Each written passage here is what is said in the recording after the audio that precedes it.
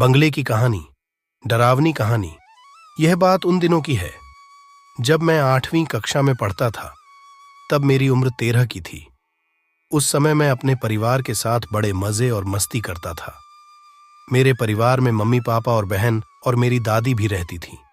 मेरे पापा रेलवे की नौकरी करते थे, इसलिए हम लोग रेलवे के मकान में रहते थे। जब मेरे पापा रिटायर हुए तो हम लोग एक बड़े बंगले में रहने चले गए।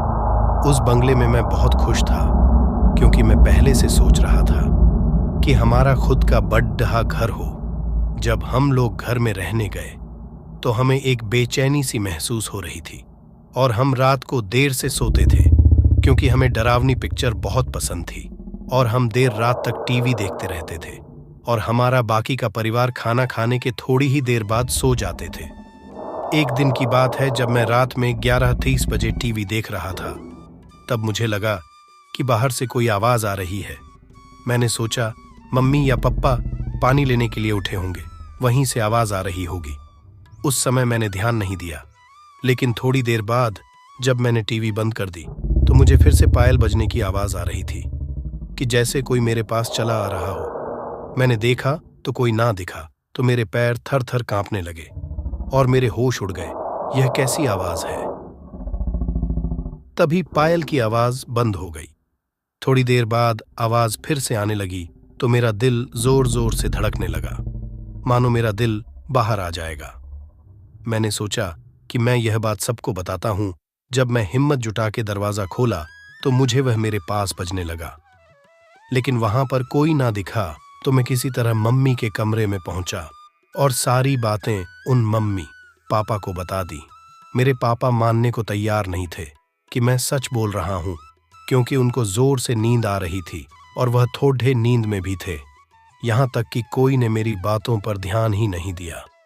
तो मैंने सोचा कि आज रात मैं मम्मी पापा के साथ ही सो जाता हूं। ऐसा करते करते करीब 8 या 9 दिन बीत गए। तभी वह आवाज फिर से आने लगी, लेकिन वह मेरे सिवाय किसी और को सुनाई ही नहीं दे रही थी। और अब तो वह आवाज चाहे जब आने लगी, लेकिन मेरे साथ कुछ गलत नहीं हुआ और मेरे पापा ने वह बंगला ही बदल दिया और हम लोग फ्लैट में रहने चले गए। हमारे बाद उस बंगले में हमारे जान पहचान वाले लोग रहने आ गए। उनका छोटा बेटा हमारा बड़ा अच्छा मित्र था। एक बार वह हमसे मिलने हमारे घर आया और हमसे पूछने लगा कि एक बात मैं तुमसे पूछ रहा हूं, सच सच बताना कि उस घर में कभी तुमने किसी के चलने या फिर पायल बजने की आवाज सुनी थी? तब तो हमें पक्का यकीन हो गया कि उस घर में कुछ तो था और मैंने फिर से अपने परिवार को बताया। तब उन लोगों ने हमारी बातों पर यकीन लिया कि अब मैं सच बोल रहा हूं। और जो लोग वहां पर रह रहे थे, उन लोगों ने उस घर में पूजा पाठ कराया तो पता चला कि यहां पर 7 औरतों ने एक साथ फांसी लगा ली थी और यह उन्हीं की आत्मा थी। आज मैं करीब 70 साल का हो गया, फिर भी उस घर में जाने से मेरे रोंगटे खड़े हो जाते हैं और उस घर की बात सुनकर मैं आज भी बहुत डर जाता हूं। दोस्तों, आपको यह कहानी कैसी लगी? मुझे कमेंट करके बताएं और चैनल को सब्सक्राइब करना ना भूलें, साथ में बेल आइकन भी दबा दें। थैंक यू, धन्यवाद। मिलते हैं अगली वीडियो में।